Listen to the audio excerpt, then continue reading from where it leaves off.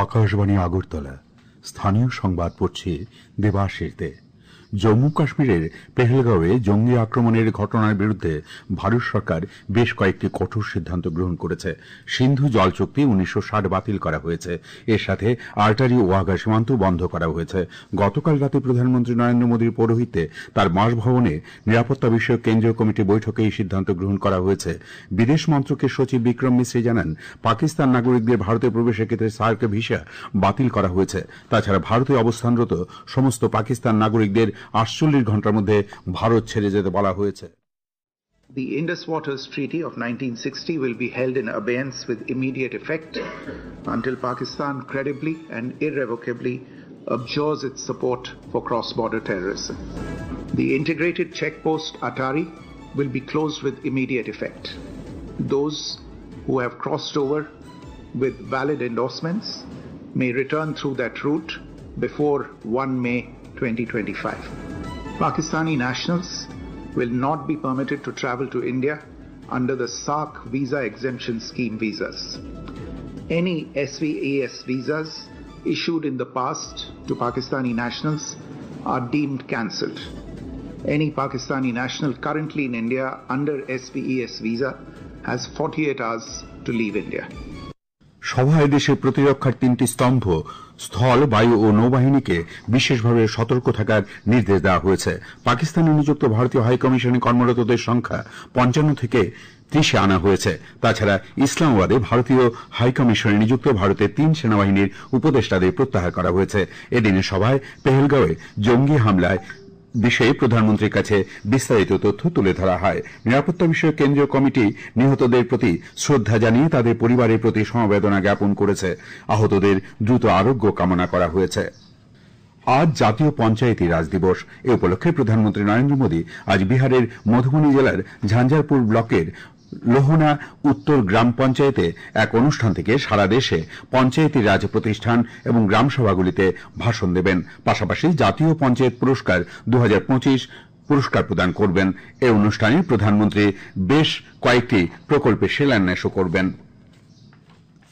Mayor Dipak Majumdar গতকাল আগরতলায় পুর নিগমের 2025-26 অর্থ বছরের পূর্ণাঙ্গ বাজেট পেশ করেছেন। প্রস্তাবিত বাজেটে ব্যয় ধরা হয়েছে 476 কোটি 55 লক্ষ টাকা, সম্ভাব্য আয় 475 কোটি 83 লক্ষ টাকা, ঘাটতি ধরা হয়েছে 72 লক্ষ 2 হাজার টাকা।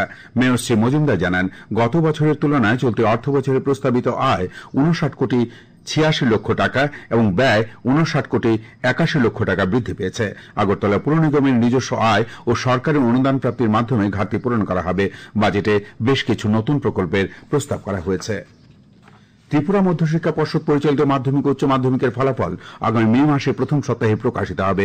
গতকাল ত্রিপুরা মধ্যশিক্ষা পর্ষদ সভাপতি ড ধনঞ্জয় গণ চৌধুরী এ খবর জানিয়েছেন। সংখ্যালঘু কল্যাণমন্ত্রী শুক্লাচরণ নোয়াতিয়ার পৌরোহিত্যে গতকাল রাজ্যের ব্লু রিয়াং জনজাতিদের আরও উন্নত পরিষেবা দেওয়ার লক্ষ্যে গুর্খাবস্তিতে আদিম জাতি পুনর্বাসন দপ্তরে এক পর্যালোচনা বৈঠক অনুষ্ঠিত হয়েছে। বৈঠকে উপস্থিত ছিলেন বিধায়ক প্রমোদ রিয়াং, শাসিত জেলা পরিষদের সদস্য ভূমিকানন্দ রিয়াং, আদিম জাতি পুনর্বাসন দপ্তরের অধিকর্তা নগেন্দ্র দেববর্মা প্রমুখরা। মন্ত্রী শ্রী নোয়াতিয়া জানান, বৈঠকে মুখ্যমন্ত্রী রাবার মিশন প্রকল্প, অর্থনৈতিক উন্নয়নের জন্য বৃক্ষরোপণের বার্ষিক পরিকল্পনা, সাধারণ নাগরিকদের আর্থিক স্বাবলম্বী করার ক্ষেত্রে উন্নত মানের বাঁশ রোপণ করা সহ বিভিন্ন বিষয়ে আলোচনা করা হয়েছে। ব্লু রিপ্লেসমেন্ট রিপ্রেজেন্টেটিভ একটি প্রতিনিধি দল গতকাল জনজাতি কল্যাণমন্ত্রী বিকাশ দেববর্মার সঙ্গে এক সৌজন্যমূলক সাক্ষাৎকারে মিলিত হন। সাক্ষাৎকালে প্রতিনিধি দলের পক্ষ থেকে ব্লু সম্প্রদায়ের অর্থনৈতিক ও সামাজিক উন্নয়নের লক্ষ্যে কয়েকটি গুরুত্বপূর্ণ দাবি উত্থাপন করা হয়। সাইবার প্রতারণা প্রতিরোধে গতকাল পুরাতন আগরতলা উচ্চতর মাধ্যমিক বিদ্যালয়ে আইনি সচেতনতা শিবিরের আয়োজন করা হয়। পশ্চিম জেলা আইনসভা কর্তৃপক্ষের উদ্যোগে আয়োজিত এই শিবিরে আলোচনা করেন সাইবার ক্রাইম ব্রাঞ্চের ইন্সপেক্টর টিটন পাল, পুরাতন আগরতলা উচ্চতর মাধ্যমিক বিদ্যালয়ের প্রধান শিক্ষিকা সোমা দেববর্মা এবং অধিকার মিত্র রাজীব কুমার পাল। শ্রী পাল বলেন, বর্তমান ডিজিটাল যুগে প্রযুক্তির সুবিধার পাশাপাশি সাধারণ মানুষের প্রতিনিয়ত বিভিন্ন ধরনের সাইবার জালিয়াতির মুখোমুখি হচ্ছেন। তাই প্রতিটি নাগরিকের উচিত নিজের তথ্য সচেতনভাবে ব্যবহার করা এবং সন্দেহজনক কিছু ঘটলে পুলিশের সহায়তা নেওয়া। ত্রিপুরা ফুটবল অ্যাসোসিয়েশনের গভর্নিং বডির বৈঠকে গত অর্থ বছরের 1 কোটি 32 লক্ষ টাকার আয় ব্যয়ের হিসাব গতকাল সন্ধ্যায় পাশ করা হয়েছে। টিএফএ অফিসে অনুষ্ঠিত বৈঠকে এই সিদ্ধান্ত নেওয়া হয়। এর সাথে নতুন অর্থ বছরে ৮৬ লক্ষাধিক টাকার বাজেটও পাশ করা হয়। বৈঠক শেষে সচিব অমিত চৌধুরী জানান, আয় ব্যয়ের হিসাব সর্বসম্মতিক্রমে পাশ হয়। নতুন অর্থ বছরের জন্য ৮৬ লক্ষাধিক টাকার বাজেটে তৃণমূল স্তরে ফুটবলের প্রসারে জোর দেওয়া হয়েছে। সচিব জানান, আগামী বছর অনূর্ধ্ব ১৩, ১৫ এবং ১৭ বছরের রাজ্য স্তরের আসর করা হবে। এর সাথে হবে অনূর্ধ্ব ৯ বছরের বিভাগে বেবি ফুটবল। স্থানীয় সংবাদ এখনকার মতো এখানেই শেষ হলো। পরবর্তী স্থানীয় সংবাদ শুনবেন আজ সন্ধ্যা